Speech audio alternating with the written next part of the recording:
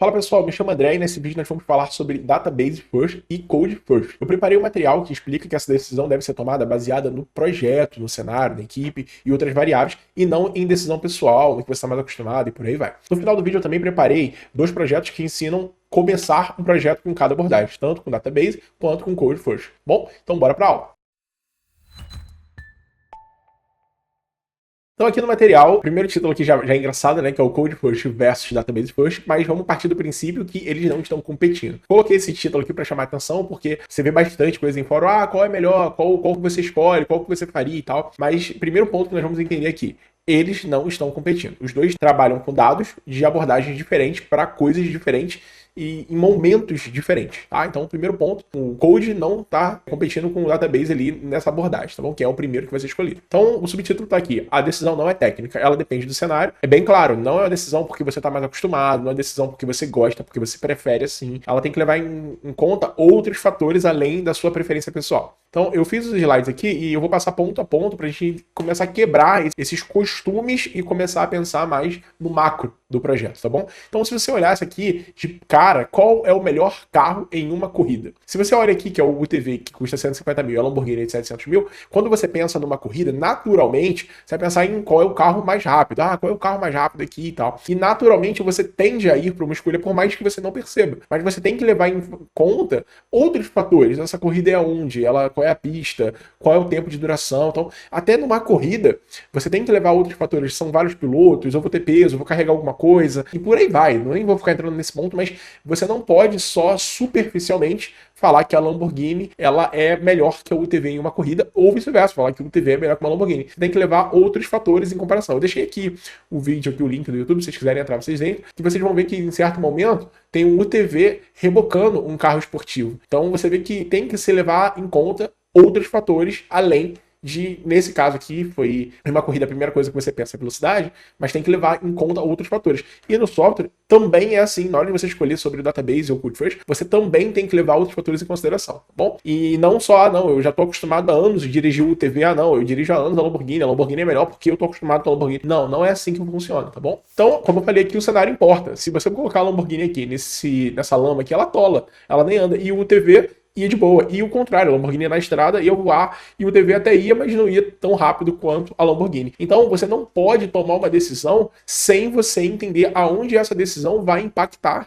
E isso tem que ser algo que já tem que estar dentro ali de você. Você já tem que, quando alguém te fizer uma pergunta, ou quando você pensar em como começar, ou como escolher uma tecnologia, e a gente tá falando de Database First, mas isso não serve só para isso, tá? Serve para tecnologia, qual o modelo de banco de dados você vai usar, qual o provedor ali de serviço que você vai usar, qual o stack que você vai usar e por aí vai. Essa mentalidade tem que ser decidida. É lógico que você não vai sempre escolher a melhor do mercado, você vai levar também em fatores o que é melhor, tá? Porque o que é melhor para um não é melhor para outro. Eu tenho um exemplo engraçado para comentar com vocês, que uma vez eu tive que fazer um projeto que usava visão computacional, tô falando isso há anos atrás, tá? Antes desse boom de IA. E toda vez que eu pesquisava alguma coisa, eu precisava fazer um controle de acesso e um rastreio de produtos, e tinha muitos produtos, eu tenho contato com bastante gente, fiz consultoria e tal, e toda vez que eu caía, Python é a melhor linguagem para você fazer esse tipo de coisa. Eu tinha que fazer um treinamento de um dataset de imagem. Python é melhor. Beleza, Python é o melhor. Eu entendi que Python era o melhor. Mas para minha realidade, que era o desenvolvedor .NET, Python não era o melhor. Para mim, pro meu cenário ali, todo o meu ecossistema era o C#, o Python não era o melhor para mim. Então, o cenário importa até nesse ponto, por mais que naquela época lá, a biblioteca lá do Python era melhor para fazer o trabalho de rastrear as imagens e fazer validações e tal, para mim, aquele cenário não era o melhor. O C# era o melhor. Na época eu usei a biblioteca OpenCV do .NET e, funcionou também. Então, para mim, eu consegui entregar o mesmo resultado que eu precisava entregar usando o .NET, não usando a melhor biblioteca para aquele tipo de tarefa. Então, é isso que vocês têm que começar a entender. O cenário importa em vários fatores, tá? E eu tô dando esse exemplo aqui porque é mais visual, mas tem que ter essa mentalidade como desenvolvedor. Você não só escreve, você tem que pensar também a longo prazo, onde isso está impactando e por aí vai, tá bom? Então, primeiro ponto, como eu falei para vocês, o cenário, quando você pensa, beleza, tá, o que é o cenário? O cenário é onde o seu produto está inserido, porque muita gente tem essa filosofia que, não, é só fazer um programinha ali, é só fazer... Não sei se vocês já tiveram experiência de trabalhar com freela, e como você trabalha muito com freelance, você está lidando com um público que não é programador. Normalmente o cara ali é um empresário de algum setor, de algum segmento, e ele acha que aquilo ali, não, é só fazer um botão, é só botar um botãozinho de compra ali, é só fazer tal coisa. Você começa a desvirtuar o conceito de produto do conceito de software. Como normalmente um software, ele não tem um custo para o programador, né? O programador ele abre a ideia dele ali no tempo livre dele e rapidinho ele levanta ali um site, um HTML, ele levanta ali uma API para alguma coisa, ele consegue fazer ali um bot, uma automação, ele consegue fazer uma modificação num sistema. Então, realmente, a percepção é, caraca, 2, 3 horinhas sentado ali eu resolvo isso. Então, tem que mudar a filosofia de que software é um produto. Isso tem que estar dentro da sua cabeça. E não entender que, não, é rapidinho, eu vou resolver e tal. Beleza, pode até ser rápido, mas é um produto. E quando você parte do princípio que é um produto, vem uma série de características. Onde agora vamos começar. Qual é o cenário? Qual é o nicho? O que isso vai impactar? Esse produto é isso? Esse produto é aquilo? Já está desenvolvido? Está em produção? Está em MVP? E você vai começar a pensar em uma série de coisas do que você está desenvolvendo. E é aí que entra a brincadeira da conversa de database first ou code first. Não sei, depende. Você tem que analisar se o produto está desenvolvido, se você está começando agora, se a equipe tem afinidade com tal coisa, se a equipe é grande, e por aí vai ser só uma ideia, se é um projeto freela, se é um código interno. Tem que analisar uma série de coisas. Então, a primeira coisa que nós vamos quebrar nesse momento é software é um produto. E produto não está atrelado a valor. Como no próximo slide aqui, eu vou colocar, aqui eu botei um exemplo de um e-commerce e uma lista de tarefa pessoal, e você vê que claramente um aqui é ligado a vendas e um outro é ligado à organização, mas os dois são produtos. E o legal que eu fiz questão de colocar aqui para vocês, a lista de tarefa pessoal. O que eu quero dizer com pessoal? Nesse sentido, eu quis dizer que você é um programador, você é um desenvolvedor, e você colocou, você fez ali um to-do list ali para você, mas você nem publicou, colocou só no seu celular ali ou no seu computador e tal. Não está publicado, não está aberto ao público, mas mesmo que ele não esteja aberto ao público, você fez só para você, ele também é um produto. Porque um produto não quer dizer que ele é só algo comercial, um produto é algo que foi produzido baseado em um trabalho. Isso é a definição de um produto. Tá aqui, coloquei aqui no slide, ó. Resultado de um trabalho ou de uma atividade. Isso é a definição raiz de um produto. Se ele é comercial, se ele é vendável, aí já é outra conversa. Então, a primeira coisa que você tem que entender é entender onde está inserido. Nesse caso, agora eu vou perguntar para vocês, tem valor um projeto pessoal? Pensa com calma. Um projeto pessoal, que você fez ali um to-do list e um e-commerce. Qual tem mais valor? Pensa com calma. Valor, tá? Não é qual gera mais dinheiro, é qual tem mais valor. Eu não sei, essa resposta não tem como você responder que o e-commerce tem mais valor do que a sua tarefa pessoal ali. Você não sabe o que está salvo ali nas suas tarefas pessoais, se tem senha, se tem rotina de remédio, coisas que você já perdeu, anotações e por aí vai. Então, não tem como você mensurar isso. Então, primeiro ponto, a partir de agora, você é um desenvolvedor, você vai entender que todo software é um produto. Tá? E toda decisão que você toma a nível estrutural, a nível de arquitetura, ela tem um impacto direto no produto, tá bom? Então, nesse caso aqui de um projeto pessoal, claramente, se é um projeto interno, o Code First ele seria melhor para essa abordagem do que um Database First. Agora, num projeto do e-commerce, onde você talvez tenha multitarefas, muitas equipes e por aí vai, talvez aqui o Database First poderia servir, ou também o Code First poderia servir. Mas o legal de você conseguir separar agora cenário profissional e cenário pessoal é que o projeto do To-Do List, que é pessoal, o Code First, ele é perfeito. Por quê? Porque você gera tudo ali no banco de dados rapidinho, papapá, seu código você mesmo está gerenciando, não tem ninguém trabalhando, você joga no GitHub, já está tudo versionado, então você já tem essas vantagens. Olha que legal, eu estou falando com vocês sobre software ser um produto, aí no meio dessa conversa nós definimos que produto não é só algo comercial. E quando a gente entendeu que um produto interno e um produto comercial, dois produtos, um publicado e um não publicado, de cara, só de você separar rapidamente esse cenário, você enxerga claramente que o projeto do To-Do List e o Code First seria a melhor abordagem. O e-commerce, qual é a melhor abordagem? Não sei, a gente ainda vai discutir sobre isso. Mas rapidamente você já consegue separar essa decisão. E olha que eu nem falei, ó, você não reparou que eu falei se o programador está acostumado, se ele já fez isso ou não, e por aí vai. É que claramente, nesse cenário, ele faz mais sentido, tá bom? Então, vamos pro próximo aqui, e eu coloquei uns tópicos bem legais para a gente conseguir entender aonde tomar essa decisão e onde ela está impactando, tá bom? Só para vocês terem noção, eu já trabalhei tanto em empresa fechada, quanto em freela e quanto projeto pessoal. Então eu vou tentar dar a abordagem o mais próxima possível, assim, e também já trabalhei em equipe de outro tipo de desenvolvimento, que era de jogos. Então a gente vai conversando aqui e vocês vão ver como essa decisão, que parece boba, eu sei, database first, code first, eu faço aqui rapidinho, mas ela vai impactando em cada tópico desses aqui que você toma decisão e às vezes nem pensa. E eu sei que às vezes você é um cara que acabou de começar a desenvolver, júnior, por aí, mas a longo prazo, na sua carreira, a ideia é que você cresça, né? A ideia é que um dia você gerencie um projeto, gerencie um segmento do projeto e você vai perceber que pequenas decisões que hoje para você parece simples, a longo prazo vem um efeito dominó, ela vem, nossa, isso aqui impacta ali, que impacta e vai impactando num geral. Então, essas pequenas decisões hoje, bem planejadas, economizam muitos problemas a longo prazo. Bom, então vamos para o top aqui que eu fiz, que a ideia aqui, no caso, sempre usando de base o que eu falei, o e-commerce e o to-do list, vamos aqui, ó. Como entender esse cenário? Primeira coisa que eu faço, tá? Primeira coisa que eu faço quando vou começar a desenvolver um software do zero é pensar qual é a principal função que esse software está resolvendo, que ele está executando, e para onde ele é direcionado. Porque isso também faz muito sentido. Se é um software ali para dentro da empresa, ali interno, que ninguém vai ter acesso, é tipo um bot ali de automação ali de um banco para o outro, um bot de tarefas, ou algum work ali que está trabalhando só a mensageria. Então, se ele é um sistema fechado, que não é comercial a nível público, ele é comercial, porque você não está dentro de uma empresa e tal, mas ele não é comercial aberto ao público, você vai levar um fator. Ah, não, ele é um e-commerce. Igual a gente voltou no cenário inicial ali, no slide anterior. Ah, não, ele é um e-commerce, vai ter login, as pessoas vão testar, vão validar e beleza. Então, primeira coisa que você define é qual é a função e quem está usando esse sistema. Primeira coisa, tá? Função, quando eu falo, é a principal. Igual o e-commerce, a principal função de um e-commerce é vender, tá? Eu sei que lá tem login, tem carrinho, tem bastante coisa, nem vou entrar nesse ponto, mas a principal função de um e-commerce é vender um produto. Se ele é físico, digital, aí são outras conversas, mas é venda. E o público é o público consumidor daquele produto, daquele nicho ali. Bom, então entendi qual é o sistema e para quem é. Segunda etapa. Qual é a maturidade do sistema? Aqui eu tenho bastante coisa para falar sobre isso, mas eu vou tentar me ater para a aula não ficar muito grande. Que vem, ó. O sistema ele aqui é só uma ideia? É alguém que teve uma ideia? Alguém que está te contratando? É um freela?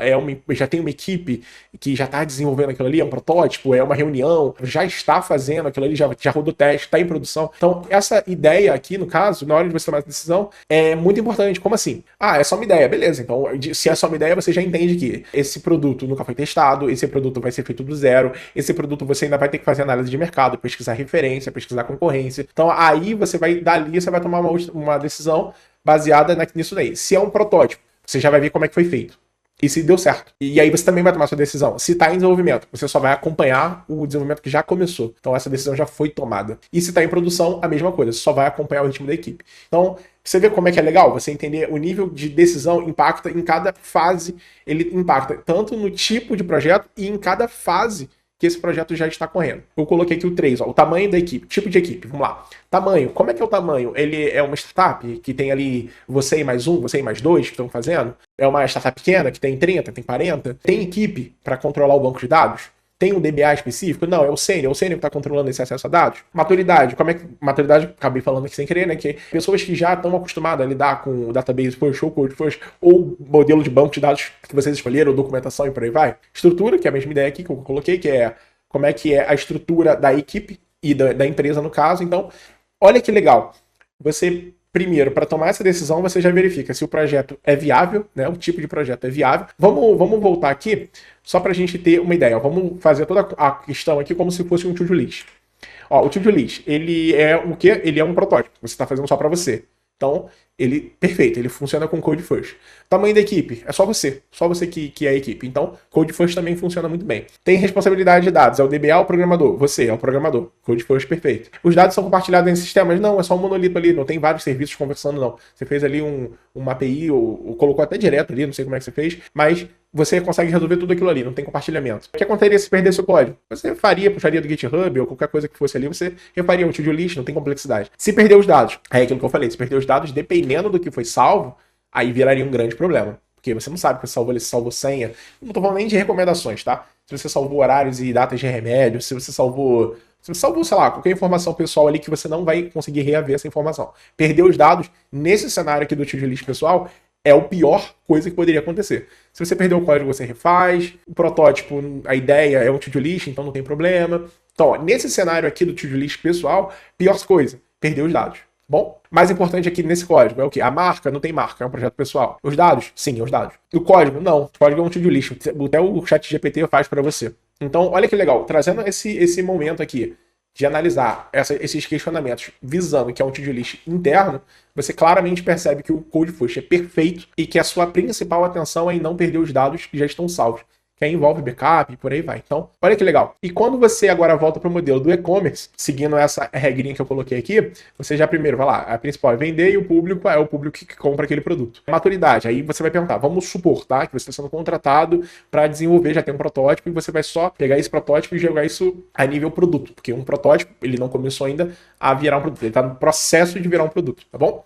E beleza. Então, o protótipo você vai chegar ali, aí você vai estudar, beleza. Qual o tamanho? Aí você vai ver que é o protótipo. Aí você vai ver a segunda pergunta: qual o tamanho da equipe? Ah, minha equipe, eu tenho uma equipe de desenvolvimento de front, eu tenho uma equipe de back, eu tenho uma equipe de DBA. Equipe não, eu tenho um DBA. Beleza, eu tenho um DBA, então o Database First aqui parece que funciona melhor. Por que o Database First funciona melhor? Porque eu vou ter que ter uma pessoa para gerenciar meus dados. Do código, eu não vou poder chegar simplesmente no meu código ali e ficar criando tabela, configurando o tamanho de campo e por aí vai. Então o DBA aqui funciona melhor, a não ser que o meu DBA foque para infra.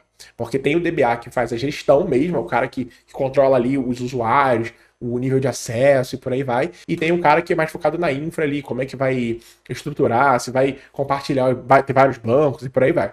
Então, supondo, tá, que é um DBA padrão, é o cara que controla o acesso e o tipo ali de artificação de dados, tá bom? Um DBA padrão. Como é que seria essa ideia aqui? É protótipo, você está começando a desenvolver, tá bom? Tem um DBA, então se tem um DBA, antes de você começar a programar, você teria que fazer todo o ML, você teria que fazer toda a análise de casos, requisitos de casos de uso, teria que fazer todo o diagrama, passar isso para o DBA, depois de ter feito toda a validação, e o DBA ia montar o banco de dados, criar um usuário no banco de dados e te dar a connection strings daquele usuário que tem acesso a X coisa ali, porque também ele não te daria uma connection string completa, senão você ia modificar o banco inteiro. Então, nesse cenário com o DBA, o Database First. Agora vamos para um outro cenário. Não, é um e-commerce, eu tenho uma loja pequena ali, eu tenho uma loja de camisa aqui no centro da minha cidade e eu quero fazer um e-commerce. Eu não vou usar nenhuma empresa que já me dá, tipo, qualquer provedor, não vou citar o nome das marcas, mas qualquer empresa que vocês já sabem que vende site aí de e-commerce, eu vou fazer o meu próprio aqui, não sei por qual motivo você vai decidir fazer isso. Ah, beleza. Se eu não tenho equipe grande, vai ser eu e mais um ou mais dois, e não tem DBA, e é a primeira vez que a gente vai desenvolver esse sistema, o Code First no início talvez faça mais sentido. Porque a gente ainda vai testar, vamos usar o DDD e tal. Eu também vou entrar no assunto de DDD com vocês, como isso impacta até na decisão da modelagem de sistema, do DDD, do Data Driven e do Domain Driven.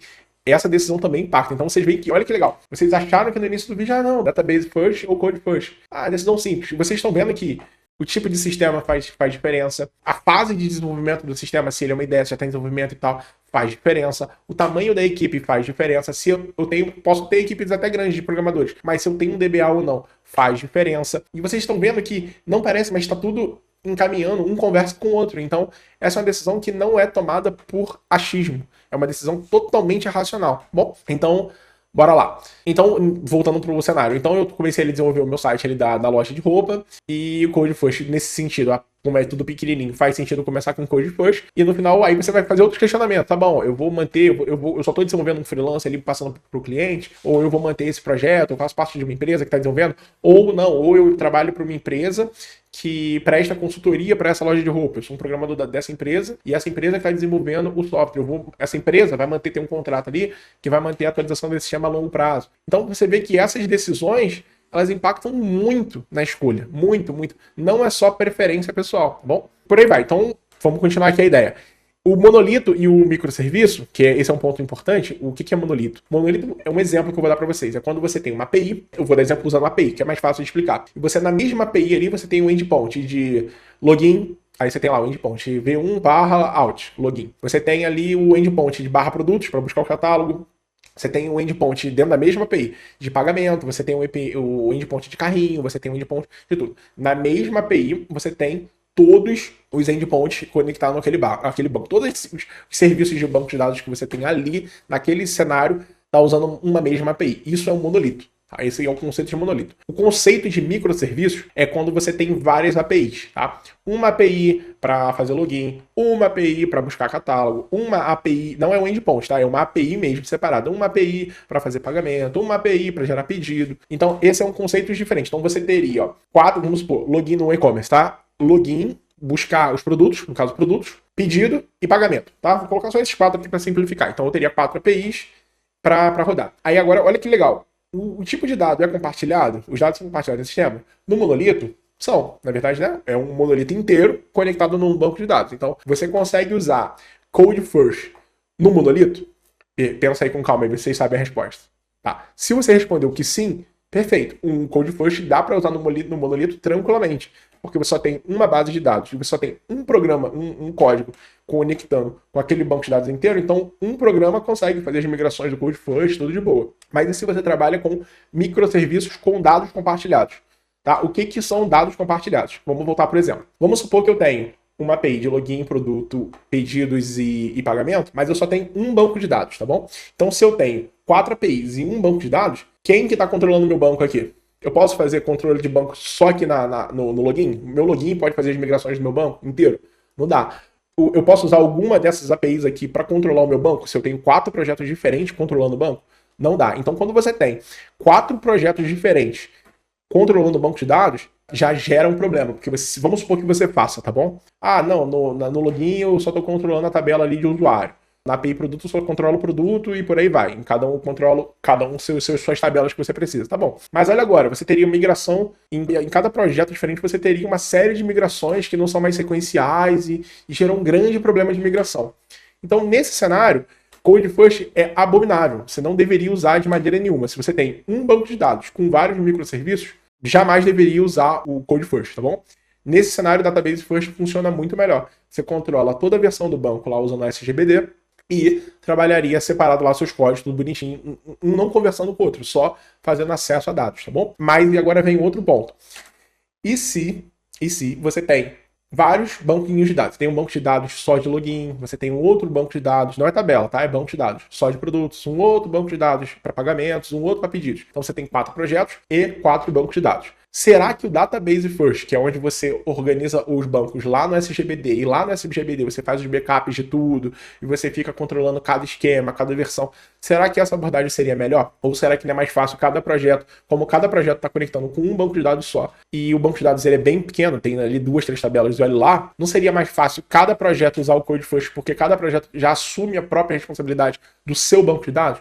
Nesse caso, o Code First funciona muito melhor, porque pensa comigo, pensa que você tem 4 bancos de dados e olha a dinâmica de você exportar cada modelo de banco de dados, cada esquema de banco de dados, manter backup daquilo tudo ali. Backup você vai manter de todos, mas manter o backup que eu falo dos esquemas das versões do software, porque você não pode simplesmente atualizar e apagar a versão do esquema do banco de dados anterior. A migração já faz isso de maneira automática. Então, nesse cenário, onde você tem microserviços, onde você tem vários banquinhos de dados menores, a migração funciona muito bem. Ela é a única que funciona? Não. Também tem a diferença do DBA e tem outras variáveis, mas ela funciona muito melhor.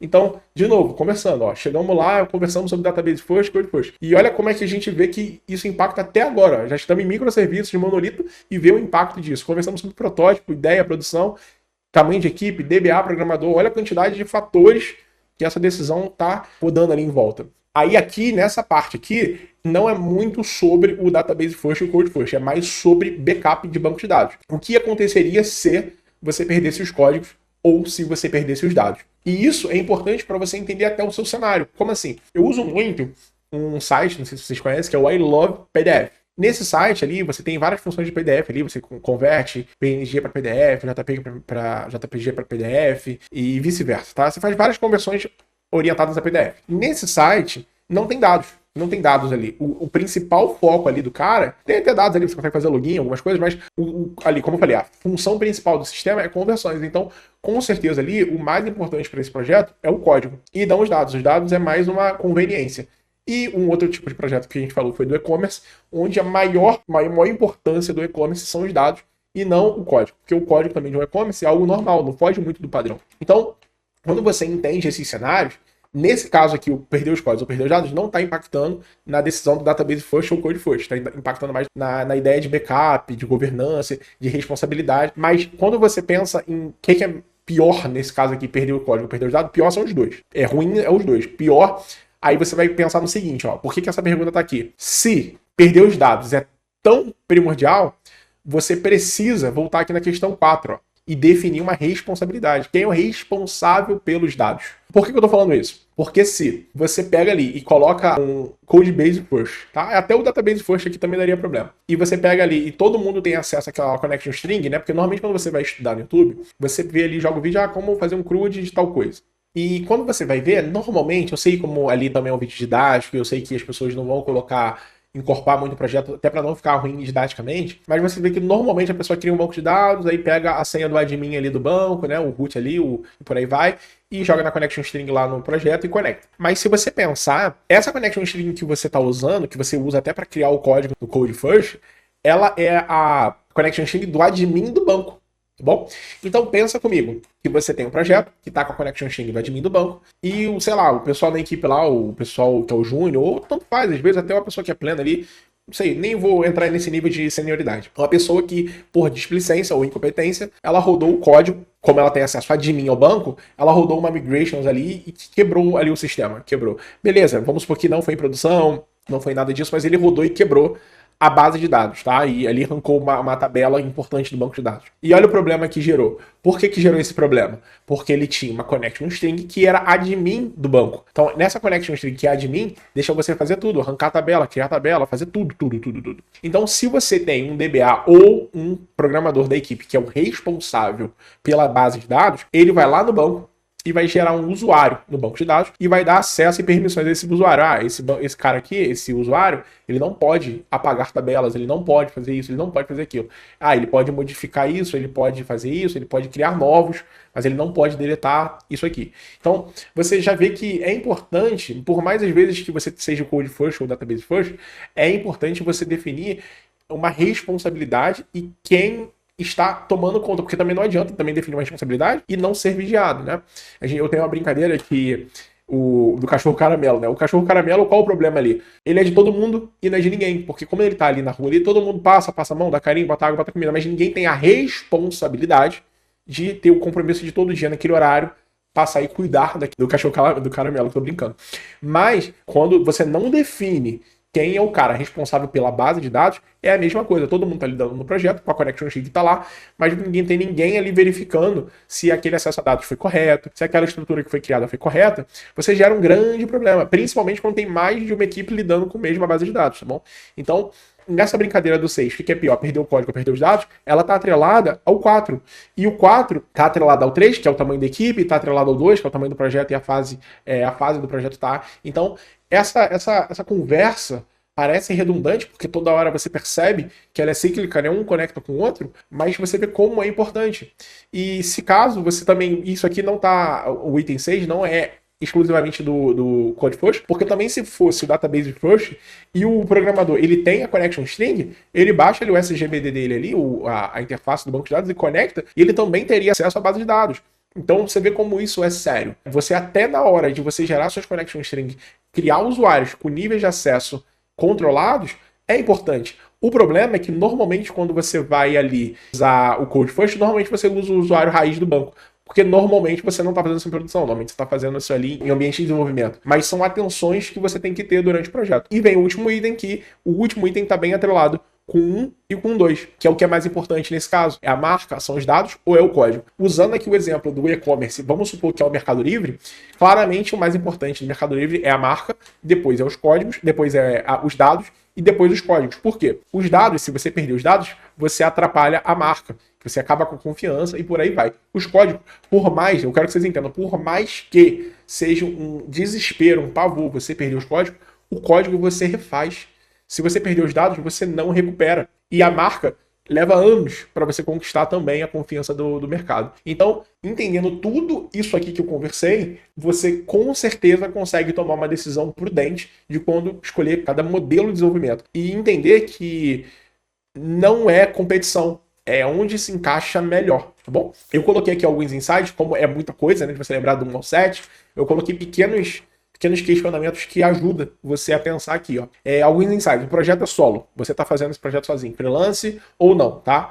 É um projeto pessoal. Escolhe o que for mais fácil para você. Se for, eu prefiro fazer o database first, porque eu já estou acostumado, aí sim entra uma questão de o que for melhor. Se for costume, se for mais produtivo, que for melhor para você. Porém, o Code First costuma ser melhor, tá bom? O produto ficou grande. Aí entra aquilo que eu acabei de falar. O produto ficou grande. Começou pequeno, mas ficou grande. Aí defenda a governança. O que é governança? Governança é o que eu acabei de falar do cachorro caramelo. É você definir padrões, responsabilidade, documentação, fazer o PRD. PRD, não sei se vocês sabem, é o documento que lista todo o sistema, que fala ali os usos de caso, que fala o MVP, que fala as funções. É toda a análise de requisito em forma de documento. Vocês dão uma pesquisadinha sobre PRD que vocês vão ver, é bem legal. Você consegue documentar todo o software e depois começar a programar. É bem, assim, para quem tem dificuldade de por onde começar, o que fazer, é perfeito. E por aí vai. Então, o projeto ficou grande, define governança. Governança, às vezes, você até começou com o Code First.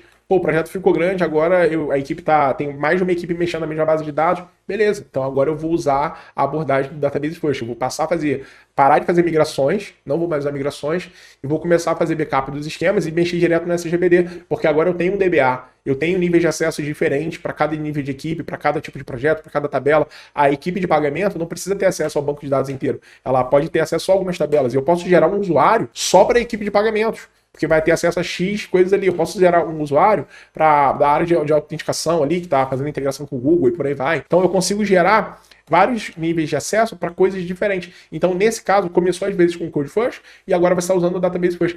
Por mais que não seja mais o First, mas está usando a política de backup do database. Entendeu? Então tá aqui, ó. Aí eu botei algumas brincadeiras, ó. O mais de um dev com acesso a dados. Defina um DBA. Se você tem ou um DBA, que DBA, eu sei que é uma profissão, mas nesse sentido eu tô querendo dizer um responsável pelo acesso e gerenciamento de dados. Às vezes é só um sênior que já está acostumado a fazer aquilo ali, esse cara é o responsável. Aí tá aqui, banco é compartilhado. Se eu tenho um banco com várias camadas de acesso em sistemas diferentes, Database First. Esse aqui é indiscutível, tá bom? Se eu tenho um banco isolado por aplicação, aquele exemplo que eu falei para vocês, eu tenho 4 APIs e 4 bancos, um banco para cada aplicação. Code First é igual uma luva. Não impede de fazer o database, mas o Code First é muito bom para esse cenário. E algumas perguntas aqui que eu não sei se vocês nunca pensaram. O desenvolvedor, ele deve aplicar as migrações direto? E aí, ele vai ali, percebe, ele tá fazendo o domain driven design dele, o DD dele, vê ali, vê a regra de negócio. Ah, tá, preciso de tal coisa que eu vou armazenar no banco.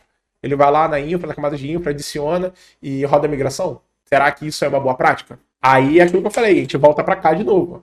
Depende do tamanho do projeto, depende aqui, ó, da fase de desenvolvimento do projeto, depende se tem um DBA ou um programador. Então você vê como toda hora a gente acaba voltando naqueles questionamentos a níveis de projeto, porque você vê que até agora eu não falei, ó, eu não falei de linguagem de programação, não falei qual banco de dados você está usando, eu só estou falando de abordagem, tá bom? E botei aqui, ó, todo programador, todo desenvolvedor tem acesso irrestrito ao banco de dados?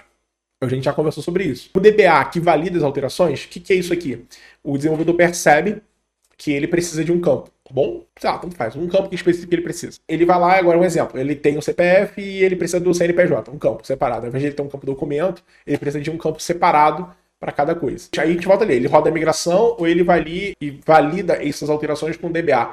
Porque vamos pensar com calma, tá bom? O programador, supondo que são várias equipes, ele quando ele tá pensando em um campo do banco de dados, ele tá pensando no problema que ele quer resolver, tá bom? Ele pensa assim, para resolver esse problema, eu preciso aqui, se eu botasse um campo aqui de CNPJ, eu resolvia todo o problema. Tirava o campo documento, colocava um para CPF e um para CNPJ. Eu aqui na minha área aqui de desenvolvimento, vamos supor que ele é da área fiscal, da área de notas, ali, da área de fatura. Eu resolvo meu problema rapidinho. Beleza, ele resolve. Tá, ele resolve. Mas ele não sabe aonde esse impacto tá rolando a nível banco.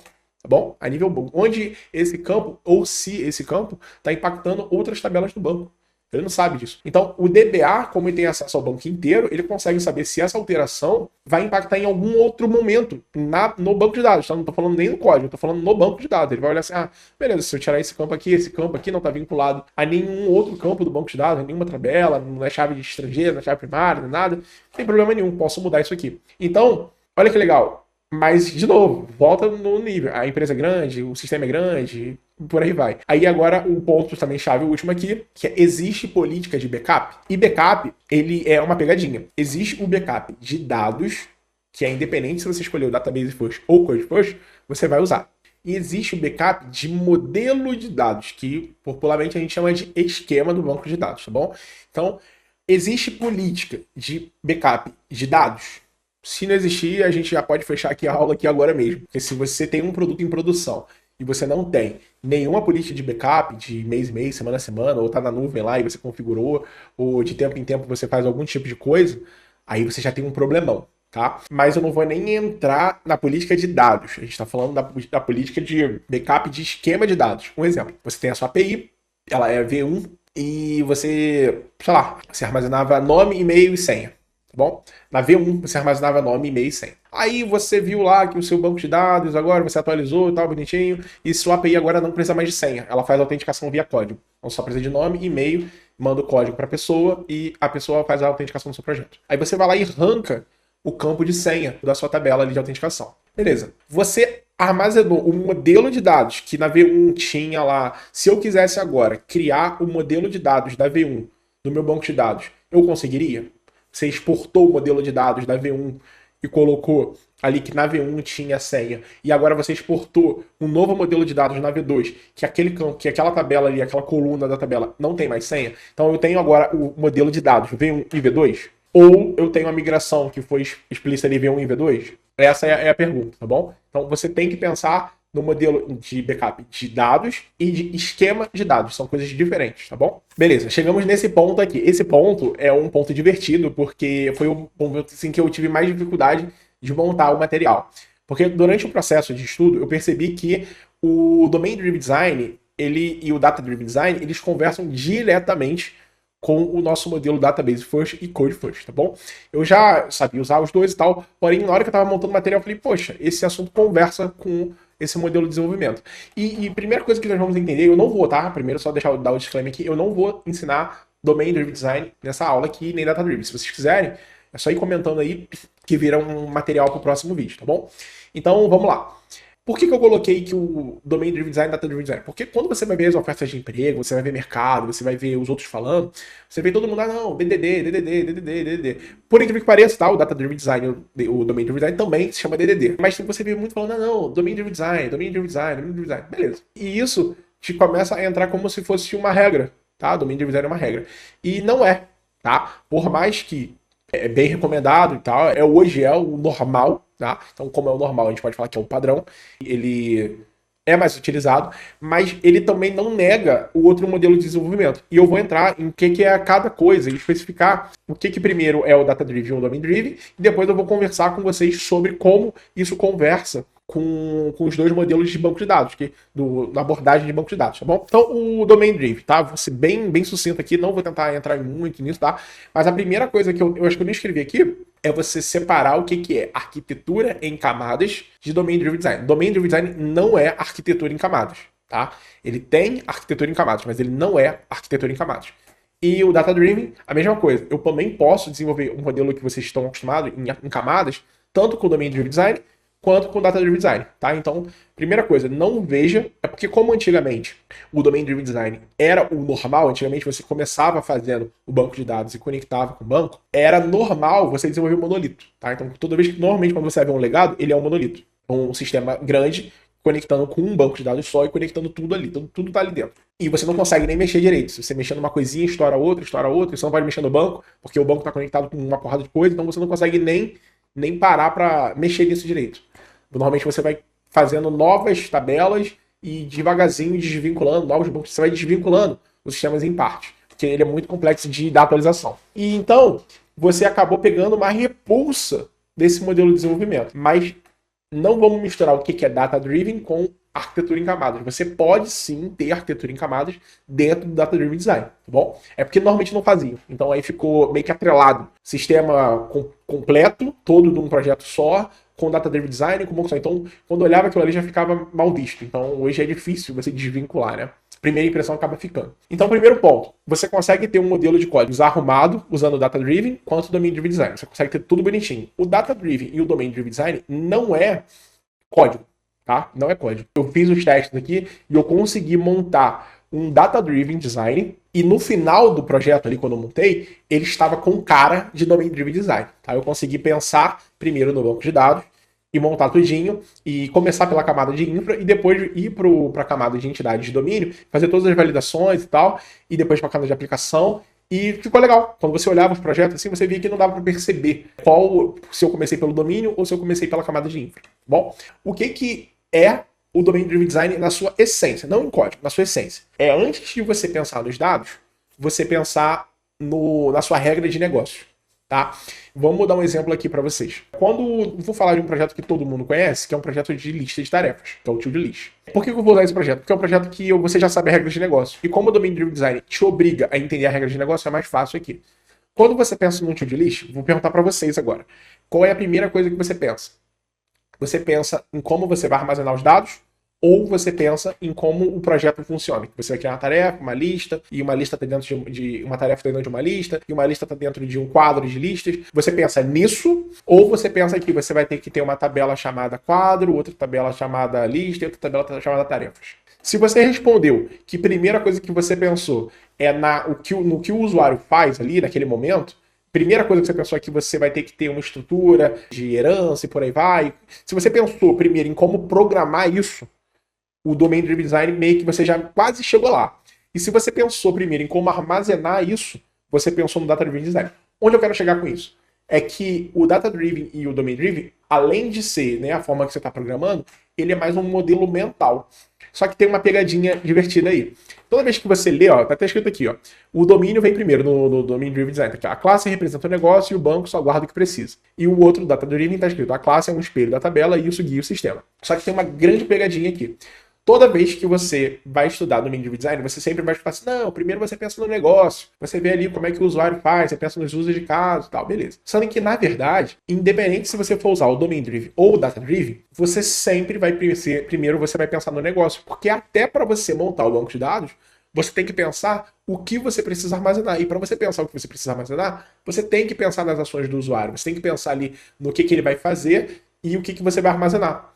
Então, como regra de negócio, a primeira coisa que você vai pensar é no que vai acontecer, nas ações, tá bom? Independente se é o Domain Driven ou se é o Data Driven. A diferença agora ficou claro no exemplo que eu coloquei aqui, eu vou mostrar para vocês.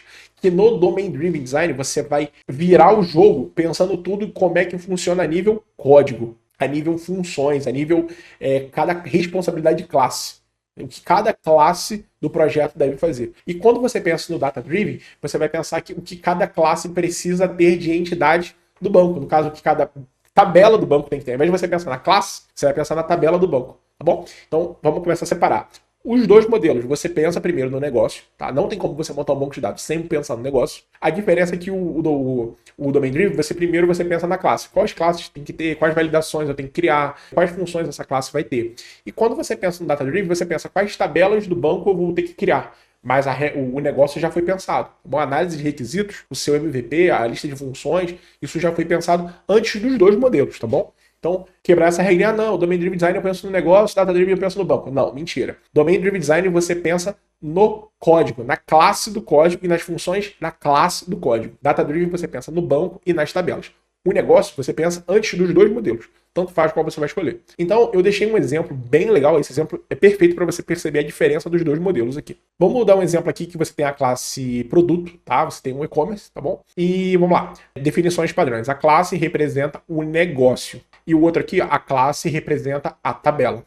Tá bom? Então eu vou direto para o exemplo, depois eu vou voltar aqui em cima. Vamos supor que você tem um e-commerce mesmo, podemos ir para o e-commerce, não tem problema nenhum não. E quando você vai pensar aqui, você pensa, eu tenho um produto e meu produto tem código, nome, custo de quanto eu comprei, valor de venda, valor de promoção. Mas eu também, eu aplico valores baseados na margem. Eu não simplesmente pego um produto que custa R$10, eu falo que eu vou vender a R$12. Eu não faço assim. Eu aplico 30% de margem e o valor final da promoção, ou o valor da venda, ele é aplicado baseado na minha margem. Então, um exemplo, eu vejo ali, o meu custo foi 10, boto 30% de margem, deu R$3, 10 mais 3, 13. O valor de venda que você tá aqui no caso, então seria o quê? Na minha regra de negócio, aí que vem agora, a regra de negócio, tá vendo? Regra de negócio. O que seria a regra de negócio nesse caso? O código, que você poderia criar de infinitas maneiras, não vou nem entrar aqui. Nome, você passa o nome do produto. Custo, o custo vem do valor que você comprou.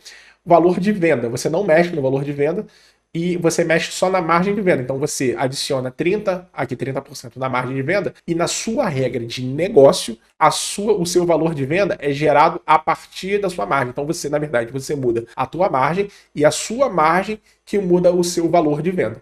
Então isso aqui é uma regra de negócio. E a promoção é igual, você muda a margem da promoção e você automaticamente muda o valor da promoção. Então, no seu negócio, você nunca muda o seu valor de venda e nem o seu valor de promoção. Você sempre mexe na margem de venda e na margem de promoção. Então, no seu código lá, no .NET, nesse caso aqui até nas outras linguagens, você teria aqui essa classe aqui, ó, produto, código, nome, custo, valor venda, margem venda, valor promoção, margem promoção. Sendo que o valor venda e o valor promoção, você não consegue passar valores para ele, é calculado em cima da margem, tá bom? Então essa ficou a sua tabela. Se nós formos pegar o mesmo exemplo que foi calculado aqui no DDD, tá? Vamos supor que você aqui fez o DDD lá no seu domínio e você colocou essa classe aqui. Lá na sua infra, lá no seu banco de dados, na parte do banco, como é que essa classe ficaria no banco de dados, tá? Você precisa armazenar a margem de venda do banco de dados? Pensa comigo aí, você precisa armazenar a margem que foi feita? Normalmente não, você não vai armazenar, você vai armazenar só o valor final. Então olha que legal, você não precisa colocar isso aqui, por isso que eu deixei em vermelho, tá? você não colocaria margem de venda e não colocaria margem de promoção. No seu banco de dados, na sua tabela lá, seria a tabela produto e teria código, nome, custo, valor venda, valor promoção. Você não teria a margem venda e nem a margem de promoção. Ela entra no negócio, tá vendo? Ela entra no meu domínio de negócio. Mas na minha infra ou no meu banco de dados, não entraria nem o margem e nem o promoção, nem o margem de promoção. Essa é a grande diferença de você ver domain driven e data driven, tá? Quando você, caso você tivesse começado usando a modelagem do Data Driven, você teria feito lá o seu PRD, né? Você teria visto lá, não, beleza, eu mudo os produtos baseado na minha margem. Você já saberia disso, tá? Mas na hora de você criar o banco, você já criaria sem esses dois aqui, sem os vermelhos aqui. E quando você fosse para o domínio, você faria desse jeito. Por isso que eu falei que no final das contas, se você organizar o projeto direito, não dá para perceber qual foi a abordagem que você fez, se foi o Domain Driven ou se foi o Data Driven. É mais uma abordagem de como você pensa no projeto, tá bom?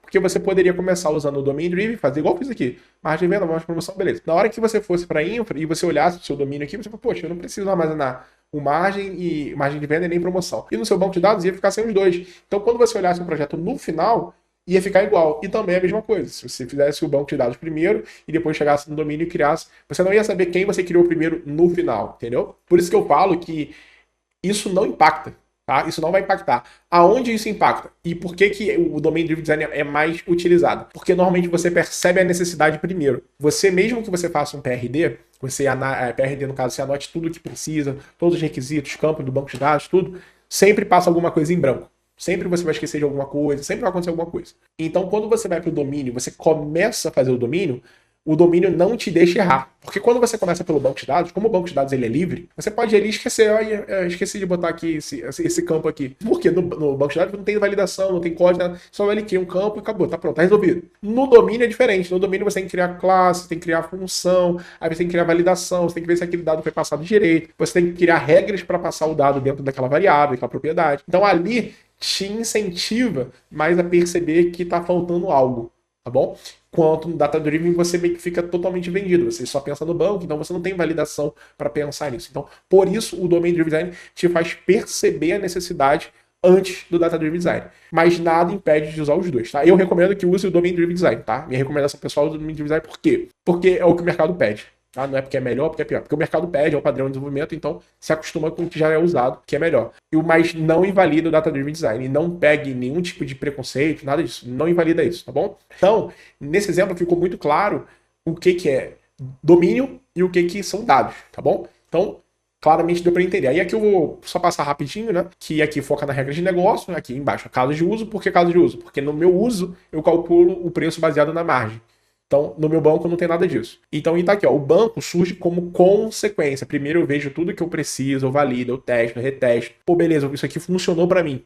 Beleza, se funcionou, agora sim eu vou criar o banco de dados. É o que eu falei, o domínio você primeiro cria, testa, e se funcionar, você cria o banco de dados. O banco de dados é diferente. Você pensa, planeja e tal, mas quando você cria, você não tem esse ambiente de teste para você verificar se você criou da maneira certa. E quando dá problema, eu já passei por isso. Quando você cria o banco primeiro e depois você vai no código e percebe que faltou algo ou que você criou algo a mais e você tem que ir lá ficar mudando, é muito desagradável, tá? É muito chato, é muito trabalhoso fazer isso. Por isso que o Domain Driven Design é mais simples, porque você está dentro da classe, rapidamente você percebe se faltou alguma coisa ou não, e como você nem criou o banco ainda, então você não tem o retrabalho, tá bom? Porque se você cria o banco e percebe que errou, olha que loucura, você vai perceber só na classe do código. Na hora que você for criar a função do código, você vai perceber que tá errado. Aí você vai ter que voltar no banco, atualizar o banco, aí vai ter que atualizar o modelo do seu projeto, o modelo de banco de dados, e depois você vai para o domínio novamente. Se você percebe no domínio que você errou, ou que tá faltando alguma coisa, no domínio mesmo você já corrige, porque você não criou o banco ainda, você só vai criar o banco depois que o seu domínio estiver bem modelado. Por isso que tá aqui, ó, o banco surge como consequência do domínio. Então, se você erra ou esquece alguma coisa do domínio,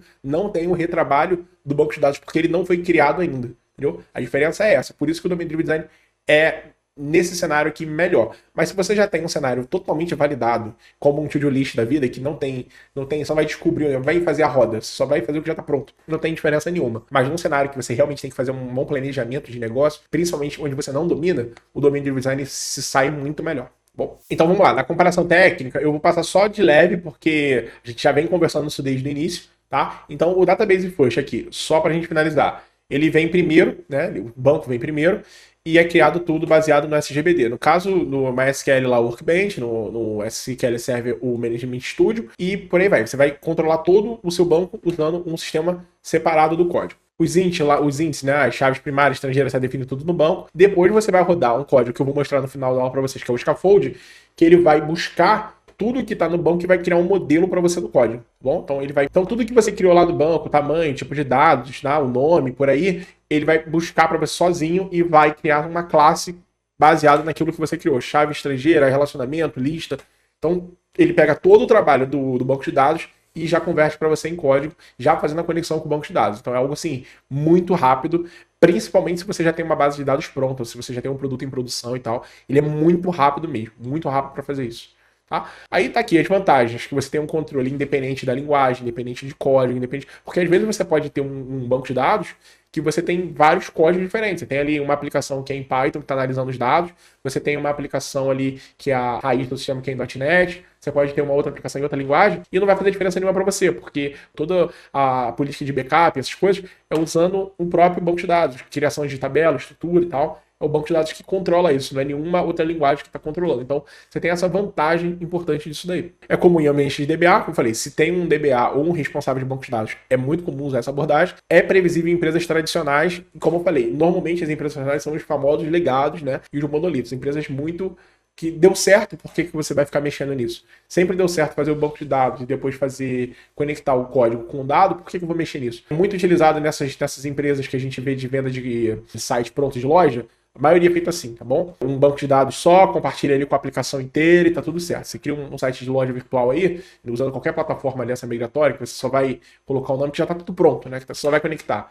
Normalmente é assim, é um banco de dados para a aplicação inteira. Bom, então sempre funcionou, não tem por que mexer. Problemas, né? A evolução é mais lenta, como eu falei para vocês. Vocês vão testando ali o banco de dados, deu problema, opa, volta lá, corrige, toda hora volta, corrige. O código depende do esquema, também falei sobre isso com vocês. Você cria a tabela e você roda o scaffold, então o código ele fica um reflexo do banco de dados, por mais que você possa criar uma outra classe para conversar de maneira diferente, mas ele fica bem baseado na tabela. Então é um problema, porque se você errar a tabela, automaticamente você errou o código também, e você errar as validações, tá baseado naquele código. Então é um problema, errar a tabela é um problema, tá bom? A refatoração é bem mais difícil, como eu acabei de explicar, é mais conturbada, porque você não tá agora só refatorando um projeto, você tem dois ecossistemas diferentes, que é o seu código, o seu projeto, e o banco de dados. Então é mais complicado você fazer esse ajuste. Mudanças, existe um processo manual. Nesse caso aqui está um processo manual, mas tem como você automatizar isso em outras ferramentas, tá bom? Você consegue, mudanças aqui que ele está falando é no sentido de tabelas e tal, mas tem algumas coisas que você consegue automatizar. Você consegue automatizar backup, você consegue automatizar exportar, você consegue automatizar uma série de coisas, redundância de dados, tá? A única coisa que não dá para fazer é você mudar um campo, mudar uma tabela, tal, isso tudo é manual, mas no código também seria, tá? Então isso aí é uma desvantagem, mas é para os dois casos. Code first. O modelo nasce primeiro,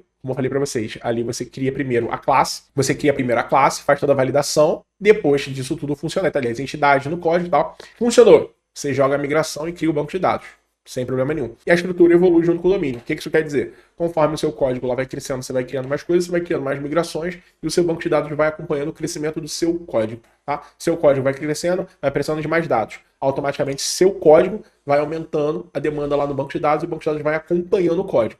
Bom, vantagem disso, a evolução é muito mais rápido. Você criar uma classe e criar um banco de dados é muito mais rápido do que você criar um banco de dados e depois criar uma classe. Código e banco sincronizados, mesma coisa. Ideal para sistemas novos, adapta melhor o negócio se usar o DDD, tá bom? Lembra sempre disso, se usar o DDD, muito melhor mesmo.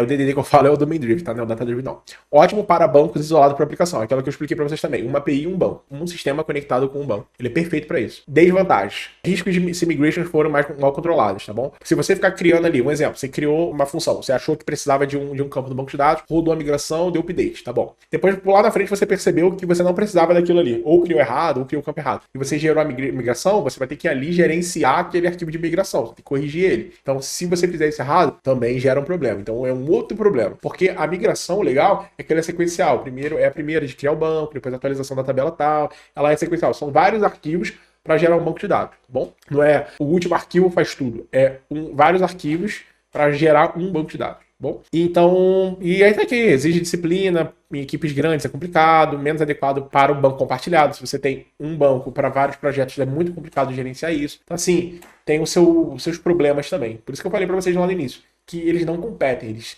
funcionam em lugares diferentes. Mas aí entra agora a diversão aqui. No início do vídeo eu perguntei para vocês qual era o melhor carro. E a graça é a seguinte: você não precisa escolher aqui. Você pode usar cada um em um cenário. Você pode usar os dois. Coloca os dois dentro da garagem aqui nessa brincadeira. E quando você for usar na estrada de terra, você usa o TV. Na estrada de asfalto, você usa a Lamborghini. Não tem por que escolher eles. Você vai usar enquanto você precisar. Porque nada impede de você começar o projeto com Code First e depois migrar para o Database First, tá bom? Ou vice-versa, sei lá. Não é tão comum começar com o Database e migrar para o Code First, mas nada impede você começar ele com o Code First como um produto. Funcionou legal, validou. Escalei, meu projeto cresceu. Agora eu preciso ter um DBA e esse DBA vai gerenciar os dados para mim e vai fazer o backup dos esquemas e tal. Beleza, gente, agora não pode mais usar migração, tá bom? Agora chama equipe, não, agora vai usar a política de backup de esquema exportando direto no SGBD. Beleza, então agora você vai usar a política de backup de Database First. Por mais, como brinquei no início, na metade do vídeo, por mais que não seja First, tá? É só a brincadeira que é o nome que se dá. E aqui eu coloquei para vocês um exemplo de código que é cada um, tá? Esse daqui, que é o Create Database, é o esquema. Quando você vai lá no SGBD e exporta o esquema do banco de dados, ele exporta isso aqui para você. Ele exporta um código SQL para criar um banco de dados, tá bom? É um script de criação. Então, você com esse código, ele não traz os dados. Você pega esse código e ele vai criar um modelo de banco de dados para você desse jeito. Então, esse que seria o esquema do banco de dados, tá bom? E aqui é a migração, é o código quando você vai criando as migrações. Ele vai gerando isso aqui lá no C#, no .NET. E aqui é o ML. No caso aqui, o ML é no caso do SQL Server, que já faz automático. Quando você cria o banco de dados no Database First, você tem a vantagem de poder gerar já o ML e visualmente você vê se isso está funcionando. Mas é visualmente, você não tem como rodar teste, fazer nada disso. Você já consegue entender ali, beleza, ID de X, ID daquilo. Esse aqui, por acaso, é um to-do list, tá? Então você já consegue ver, beleza, to-do list tem isso, tem aquilo, tá? Vai funcionar. Visualmente você consegue fazer isso. Outro, porém, é que se você também usar o Code First, criar o banco de dados, você também consegue gerar esse diagrama aqui do banco de dados para vocês. Então é bem legal. Então, nada impede, entendeu? Nada impede de você usar o Code First, criar o banco de dados, ir lá no SGBD e olhar, deixa eu olhar aqui esse diagrama aqui para ver se está fazendo sentido. Por isso que eu falei, você não precisa escolher um ou escolher outro. Às vezes tem gente que funciona mais com fluxo, diagrama, documento. Não, tem gente que funciona melhor com classe, função ali fazendo, rodando ali na hora ali. Então você não precisa escolher um. Pode usar os dois. E também nada impede de você criar o Code First ali, criar o banco e exportar o esquema do banco de dados. Mesmo tendo a migração, você fazer uma redundância ali de backup de esquema. Beleza, eu tenho a migração, mas não me custa nada, eu vou exportar o esquema ali e vou guardar isso também. Vai que depois eu tenho um problema com as migrações. Nada impede também. Então, eu coloquei aqui, usar o Domain Driven Design no código, por quê? Porque ele funciona melhor para você modelar o seu sistema. Na hora que você está pensando nele ainda, como é que vai fazer, quais dados, qual o tipo de dados que eu vou aceitar, nome vai aceitar tantos caracteres. Na hora que você está pensando isso, ele é muito melhor do que o Data Driven. É muito melhor, porque você está fazendo as validações, que tal campo não pode ser nulo, que isso, aquilo. Então ele é muito melhor para você começar o projeto usando DDD. Segundo tópico aqui, entender que modelo de domínio é diferente que modelo de dados, tá? Como eu mostrei para vocês aqui, essa classe produto aqui, eu posso ter na minha camada de domínio essa classe produto chamada código, nome, beleza? E eu posso ter na minha camada de infra uma outra classe chamada produto sem os dois margens. Então eu posso dentro da mesma solução eu ter no meu projeto de domínio ter produto usando as regras de negócio e na minha infra ter produto representando o meu banco de dados. Então nesse caso eu tenho aqui o meu produto representando o negócio, o meu domínio, e aqui é o meu produto representando a infra, os dados. Então, é bom entender isso aqui, Modelo de domínio é uma coisa e modelo de dados é outra, tá? Eu posso ter, e na verdade é preferível que você tenha, tá? É preferível que você tenha um modelo para armazenar e um modelo de domínio. Significa que, quando acontece isso, significa que você realmente modelou bem o seu domínio. Você entendeu que nem tudo que você está usando ali você precisa armazenar, é porque provavelmente você modelou ele muito bem, bom? E tá aqui, e usar a cultura da gestão, por quê? Porque, como eu falei, como no Data Driven você já é obrigado a exportar o esquema, você já é obrigado a ter cuidado na hora de gerar suas connection strings para não dar acesso geral, você é obrigado a pensar na hora de você vai mudar um campo ali, o impacto que aquilo vai fazer em outras tabelas. Então, usar essa mentalidade na hora de trabalhar no projeto, mesmo que você não tenha começado com Data Driven. Bom, exportar os esquemas por versão do sistema. Isso aqui é legal, como eu falei, sua API virou versão 1, exporta uma versão do esquema de dados de versão 1, mesmo que você tenha a migração. Beleza, eu tenho a migração, tá bom, mas exporta. Não custa, você vai levar 1 minuto, vai evitar um problemão lá na frente. Controle de acesso a dados. Gerar a connection string para cada nível de acesso. Se você tem uma equipe que só mexe na parte de pagamento, gera um usuário no banco de dados que só mexe em pagamentos, que só mexe nas tabelas de pagamentos, não dá um acesso geral do banco para aquela connection string. Documentação da versão do código mais o esquema. Também, isso é a parte da documentação. Como você tem um projeto, com certeza você fez uma documentação. Mantenha a documentação V1 junto com o código V1 mais o esquema V1, tudo na mesma versão. E o backup, como eu falei aqui, o backup de esquema e backup de dados, ele é independente do que você escolher. Tanto Data-Driven Design, Domain-Driven Design, Database First, Code First, isso é independente do que você escolheu, isso tem que ser feito. E a governança também, independente do que você escolheu também. Governança, lembrando, que é definir responsabilidade, padrões e modelos que você vai usar para a programação. E por último, eu pensei aqui num projeto bem simples, eu só coloquei isso aqui, gente, para não passar batido em branco para vocês. É um projeto de console mesmo, ensinando a começar um projeto com cada abordagem. Usando aqui um modelo de newsletter, que é o tópicos, né? Tópicos e assinantes, bem simples, relacionando um com o outro ali. Então vamos pro código para a gente finalizar essa aula. Então vamos lá. Antes de começar a aula, eu vou dar alguns disclaimers para você. Eu usei o SQL Server e no Doc. Então tem aqui no Balta aqui um tutorial de como é que instala e como é que configura o SQL Server usando o Doc. A senha que eu usei no banco de dados também foi essa daqui que ele passou. Então só seguir esse guia aqui na plataforma do Balta, vocês vão conseguir instalar o SQL. Segundo ponto, esse vídeo ele foi focado mais na mentalidade, não no desenvolvimento. Caso você tenha interesse de entender exatamente como é que funciona, botando a mão na massa no código, tem essa parte aqui no curso, né, um curso só sobre Framework na plataforma do Balta, que vocês vão conseguir entender passo a passo. Ele também fala um pouco aqui sobre Database First.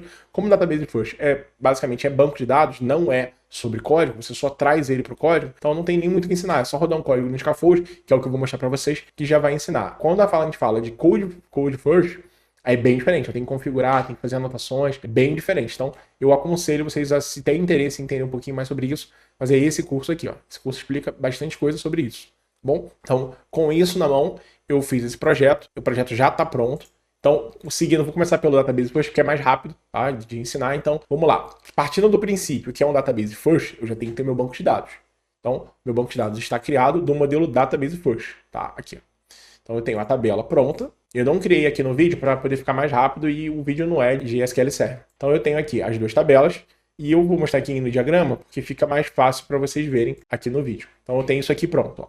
Tipo, nome e tal. Então, se eu estou partindo da abordagem Database First, eu tenho meu banco de dados. Depois do meu banco de dados, eu pego a minha connection string, que eu também já coloquei no projeto. Tá aqui, ó. Não se apeguem a como isso está armazenado, não. Porque eu não estou seguindo o padrão de projeto, estou tentando ser o mais breve possível aqui para poder passar a ideia para vocês, tá bom? Aqui é um projeto console, exatamente para ficar bem simples mesmo.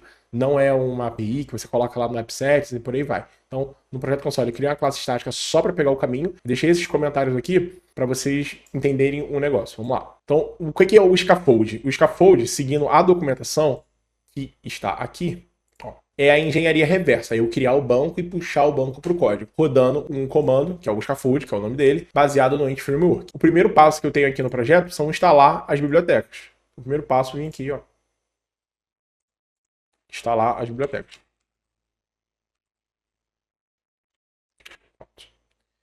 E eu vou precisar da biblioteca padrão, da base. Depois eu vou precisar de mais 3 bibliotecas. Eu vou precisar da biblioteca que fala qual é o banco que eu estou usando, que no caso aqui é o SQL Server.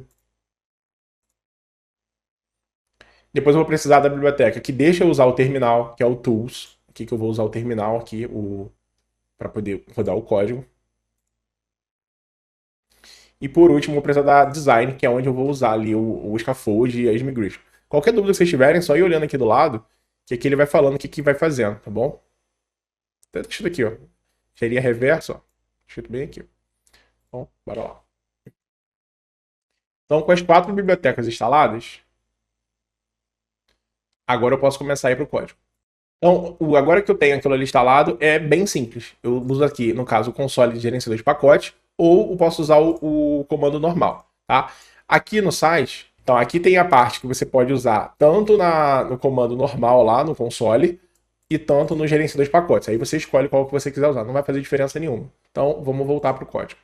Então, eu tenho um projeto que não tem nada, né? Só instalei as bibliotecas, e eu tenho uma conexão lá do meu banco de dados que eu peguei, tá? Então, como é que funciona o código Scaffold? Vou explicar. Vou primeiro abrir lá para vocês que o código base é esse aqui, ó. Eu passo a referência, que eu estou passando, a palavra-chave Scaffold, o caminho do banco de dados, que no caso é esse aqui, e por último, eu passo o nome da biblioteca que eu estou usando, o SQL Server, tá? Então, se eu fizer isso aqui, já funciona.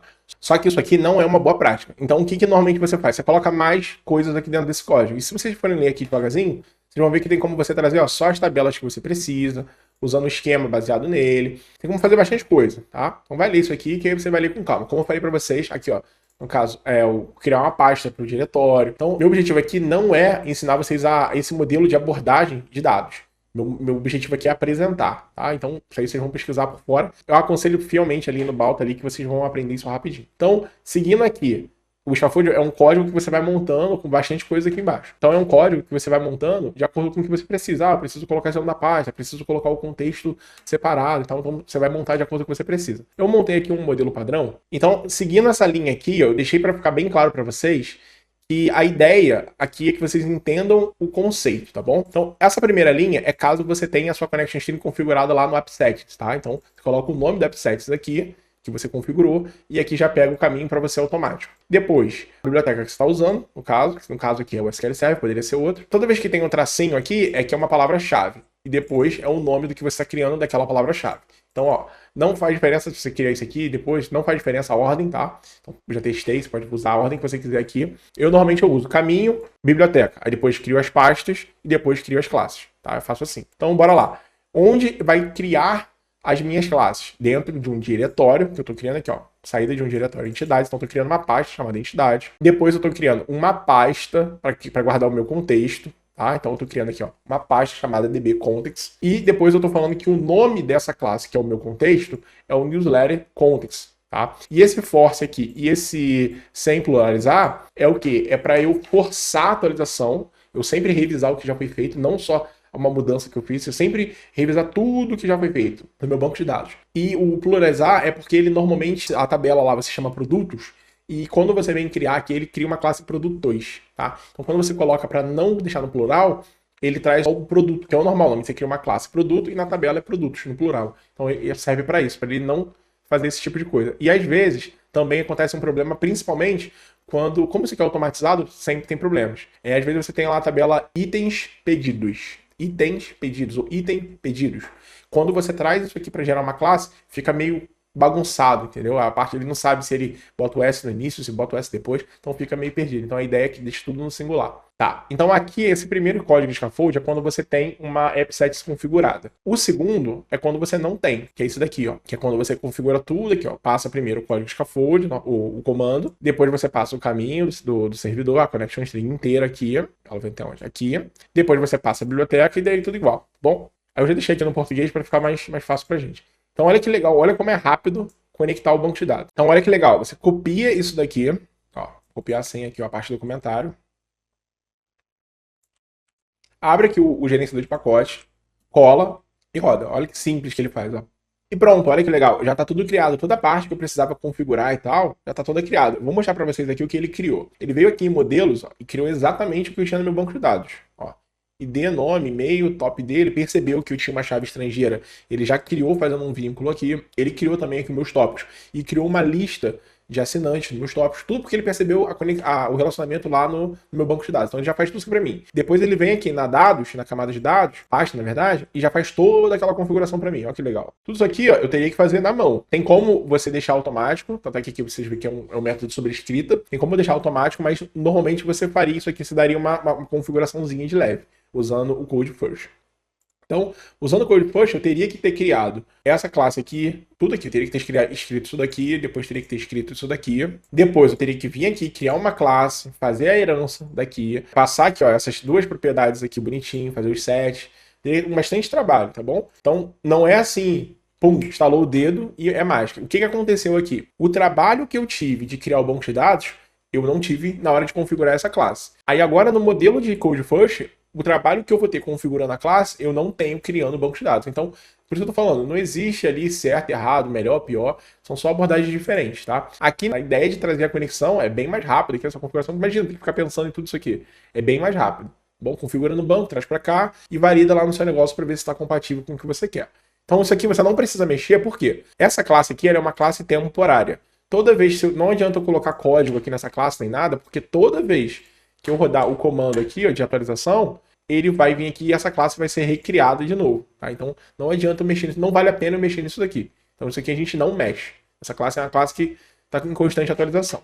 Como é que eu uso essa classe aqui agora? Ó, vem aqui em programa, aqui, como eu falei para vocês, não se atentar muito a como é que eu estou fazendo, só estou querendo mostrar para vocês aqui como já está conectado com o banco de dados. Eu não sei se eu mostrei, mas no banco de dados eu deixei uns tópicos aqui só para poder a gente buscar ali agora no console. Ó. Tem aqui esporte, comida e tecnologia. Então você vê que já está conectado aqui agora. Ó.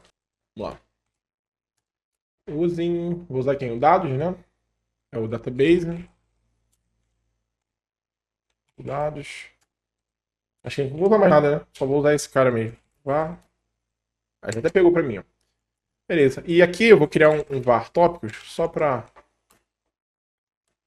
poder ficar claro aqui. Tópicos. Opa. Pronto. Ó, o contexto, pronto, lista. E vamos ver que ele já está conectado com o meu banco de dados e já está fazendo as operações que eu preciso. No caso, ele tem que trazer aqui os 3 tópicos e ele já trouxe, tá vendo? Esporte, o comida, que no caso tá 1, 2 e 3, né? Tem o índice. Então, resumindo, só de eu fazer isso, eu já tenho o meu sistema conectado com o banco de dados, daqui eu posso fazer as operações. Caso fosse uma API, eu já poderia rodar a minha infra, criar a minha infra lá automaticamente. Como a minha infra não vai ter nada, não vai ter regra de negócio, minha infra reflete exatamente o meu banco de dados. Eu poderia fazer o meu domínio inteiro lá bonitinho, montar meu banco de dados e rodar um código de update ali na minha infra e perfeito. Minha infra está pronta automaticamente. Mas isso tá certo, errado? Aí você decide como é que você vai trabalhar, entendeu? Você poderia também fazer o contrário, rodar, pegar todo o seu código de domínio, trazer para a infra lá, as suas entidades, e rodar as migrações na infra também e não ter trabalho. Então, o legal, o que eu acho legal disso aqui é a mágica dessa configuração aqui, ó. De você não ter que configurar nada disso aqui. Relacionamento, tamanho, nada disso que você tem que configurar. Tudo automaticamente ele pegou para você. Então agora, eu vou mostrar para vocês o outro modelo, que é o Code First. E no mesmo exemplo que eu mostrei para vocês que eu comecei com o banco de dados pronto, agora eu vou começar com os modelos prontos. Tá? Então, nesse modelo aqui agora, que é o Code First, vou mudar aqui. Mesma ideia. Eu tenho um projeto que eu tenho uma configuração, eu só vou precisar desses 2 caras aqui, ó, que é para rodar, criar a migração e depois aplicar ela. O caminho do banco de dados é igual, não vai mudar nada. E o meu modelo. Meu modelo é o assinante. Você vê que é até diferente, ó. O meu modelo aqui, ó, se vocês olharem, ó, o modelo de assinante que eu criei na mão, ele é desse jeito aqui, ó. O modelo que o código lá criou de assinante, você vê que ele cria um virtual aqui de tópicos. Como nesse caso eu não preciso, eu não precisei criar. E o outro modelo que eu criei na mão, que foi o tópico, né? Também, eu criei um tipo lista, e lá ele criou um iCollect. Vai mudar alguma coisa agora? Não, vai mudar nada. Mas só para vocês entenderem que tem pequenas diferenças, tá? Então, eu criei a pasta de dados. Como é que funciona para eu configurar agora o banco partindo do Code First? Então, a primeira coisa que você faz é criar os seus modelos. Depois, você também vai instalar as mesmas bibliotecas. Vim aqui instalar as mesmas bibliotecas. Pronto. Que vai ser a biblioteca raiz. É bem simples. Isso aqui eu estou colocando mais na aula para poder ficar uma aula bem completinha, mas isso aqui vocês já estão cansados de fazer.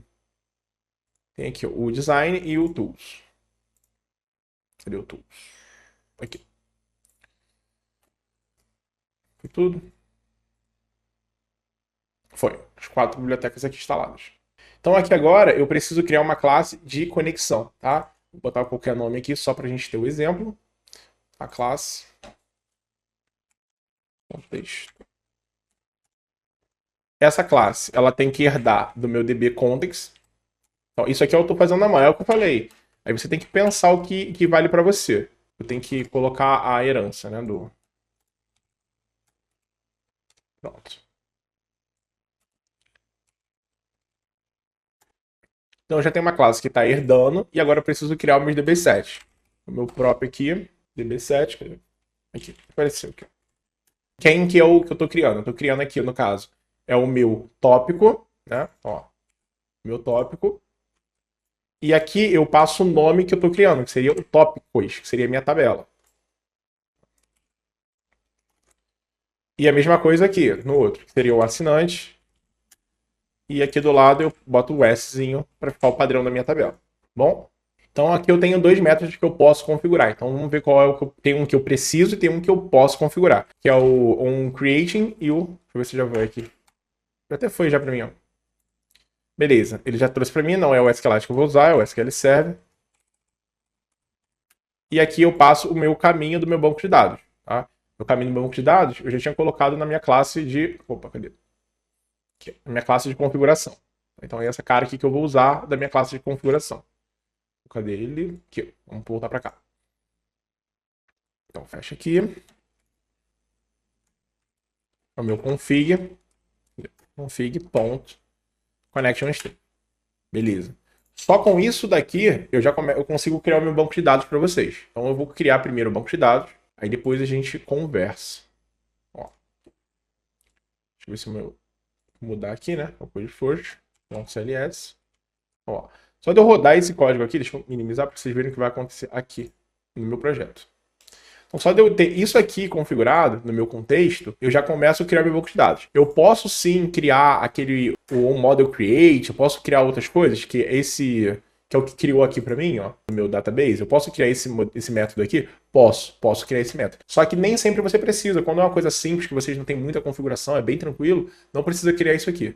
Vou mostrar para vocês na prática, vocês vão ver o que vai acontecer. Então vamos lá. Então eu tô aqui agora no meu code first, eu não configurei, vocês veem que eu não estou configurando aqui chave estrangeira, não configurei nada. A única coisa que está parecendo uma chave estrangeira é esse cara aqui, ó, que eu coloquei o tópico ID, você vê, ó, eu coloquei aqui uma lista de assinantes, e aqui no assinantes eu coloquei um tópico ID. Então, eu não fiz vínculo direto, mas claramente parece já um vínculo direto. Então vocês vão ver que mesmo sem eu configurar nada, nem chave estrangeira, não configurei nada, só de deixar a classe pura aqui, ó, passando só o caminho e passando o meu dataset, ele já vai criar para mim esse relacionamento sozinho também. Então vamos rodar aqui as migrações. Vou estar no code certinho, vamos ver se vai. Pronto, ele criou já a migração e agora vamos criar agora o banco de dados. Aqui, ó, update database. São só esses dois comandos que você precisa para criar. Se ele criou. Pronto, criou. Agora vamos olhar lá no SQL Server para ver se ele criou. Deixa eu conectar. Às vezes o SGBD não atualiza. Deixa eu fechar tudo e conectar. Pronto, atualizou. Então eu tenho aqui agora, ó, ele criou esse banco para mim, que é o code first. E vamos ver o diagrama, porque no diagrama fica mais fácil de ver o relacionamento. Ele cria também uma tabela chamada de migrações de histórico. E vamos olhar aqui que legal, ó. E ele também fez o relacionamento. Mesmo sem eu vincular nada, ele fez o relacionamento. Mas vamos ver alguns detalhezinhos aqui entre um banco e outro para vocês perceberem a diferença. Olha que legal. Quando eu vejo aqui no meu code first, vamos ver o tamanho do campo de nome, para a gente ter uma noção. Vamos lá. É assinante, né? Pronto. Vamos vir aqui em design aqui pra gente ver. Ó, ele colocou por padrão max. Por quê? Porque eu não configurei isso lá. Eu poderia configurar, mas imagina, você tem uma tabela enorme com vários campos, você ficar ele configurando um a um lá no código. É melhor ou pior do que aqui no banco de dados? Não sei. É uma decisão que você vai ter que tomar com o tempo e na sua expertise aí e ver o seu cenário, como eu expliquei para vocês. Mas olha o que acontece. Ele coloca como max. É um problema? Não. Porque no SQL Server, o max, ele vai crescendo devagar. É um tipo de dado que tem um peso e ele vai crescendo conforme aumentando. Não é um problema. Então, se tem pouco, ele vai pesar pouco. Se tem muito, vai pesar muito. Ele não é um tipo de dado que, por você colocar a memória cheia, ele já começa pesando muito. Então, não vai fazer um impacto real, assim, só no dia que seu sistema tiver muitos dados e tal. E aí você vai ter que parar para pensar em ter um DBA mesmo de qualquer maneira. Então, ele já criou para mim aqui os campos, já colocou o ID como chave primária, já criou um relacionamento entre o ID e o tópico ID. Então, você vê que ele já conseguiu fazer tudo sozinho. A única diferença, vou salvar aqui não, é que ele não manteve os tamanhos. Deixa eu aqui em tópico, né? Para manter os tamanhos, você vê que aqui no nome, como eu fiz manual, eu coloquei já o 150. Então, para manter os tamanhos, eu teria que ter um outro método, que seria o método onModelCreate. Deixa eu fechar tudo aqui. E vamos vir aqui agora, ó. Eu teria que vir aqui e criar o protect. Cadê? Isso aqui. E aqui dentro, eu vim aqui ficar modelando o que cada coisa precisa. Ele já criou, ele comeu uma chave. Eu teria que vir aqui dentro e ficar criando o que cada coisa faz. Eu não gosto, tá? Eu vou te dar a minha opinião. Eu não gosto de vir aqui e ficar configurando um a um, bonitinho e tal. Eu acho que é muito trabalhoso fazer isso. Mas é minha opinião. Agora que entra no todo momento do vídeo, agora essa é a minha opinião, pessoal. Eu não gosto de vir aqui e ficar configurando aqui dentro. Prefiro lá no SQL configurar, rodar o database first, pegar toda a configuração para mim já pronta e guardo aqui para mim. Aí sim, depois se eu quiser eu paro de ficar usando. Mas eu prefiro essa configuração especificamente aqui do Model Create, prefiro muito mais fazer pelo SGBD. Por isso que eu falei, eu posso vir criar o banco de dados igual eu criei aqui com vocês, só rodando esse código aqui, esse aqui de cima, só rodando isso aqui. Depois de pronto, eu posso ir lá e pegar, configurar tudo do jeito que eu quero e usar o scaffold para trazer todo esse Modern Creating aqui para mim. Então olha que legal como você consegue usar os dois ao mesmo tempo. Então eu não vou configurar isso daqui, tá? Isso é muito trabalhoso e é chato demais para fazer. No curso lá que eu mostrei para vocês vão ver que tem como o Balta ensina lá como fazer. Eu deixei separado aqui essas 3 páginas aqui que ensinam também, ó. Você pode usar tanto a anotação aqui dentro ou ali naquele Modern Create que eu mostrei para vocês. Vocês podem usar dentro da classe de entidade, que não é recomendado, tá? Só se for uma classe que representa o banco de dados, aí não tem problema nenhum. Ou você pode usar lá dentro daquela função de criação do banco. Tá? Pode usar aqui, ó. Tá vendo aqui, ó. Colocou. O tipo de coluna, que é o tipo coluna, na verdade, e o tipo que é o decimal 52. Tá? Você pode usar desse jeito, ou você também pode usar de outra maneira, que é aquele que nós estávamos olhando aqui agora, que é usando o método Model Create, que é passando pedaço a pedaço de como é que funciona isso. Aí você vai ver como é que é o que você prefere e tal, e por aí vai. Bom, mas o curso aqui ensina exatamente como faz essa configuração. Meu objetivo aqui é ensinar como começa ali, como é que o impacto na decisão e no impacto na criação de cada um. Então agora que eu já tenho isso aqui configurado, eu posso vir aqui na minha classe Program, igualzinho o outro, deixa eu até copiar para não ter retrabalho. Aqui, ó.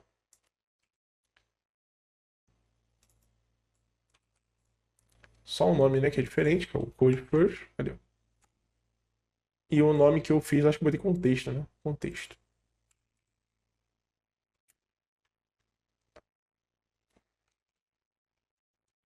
Pronto. E vai funcionar igual. A diferença é que, como não tem dados lá, deixa eu colocar os dados lá, né? Então vamos lá. Vou colocar aqui escola. Tudo maiúsculo aqui mesmo. Tópico de escola, cadê? Escola, maiúsculo. O outro aqui, botar comida mesmo. Ó, e olha que legal, eu nem configurei que o ideal era alfanumérico e ele já tá colocando o alfanumérico para mim. Eu nem precisei falar nada. Transporte. Pronto. Tá bom, salvar. Vou fechar que ele já pede para eu salvar, né? Deixa eu ver se foi. Foi. Escola, comida e esporte. Então, quando eu rodar aqui agora, você vê que ele já vai funcionar para mim direto, sem problema, sem nada.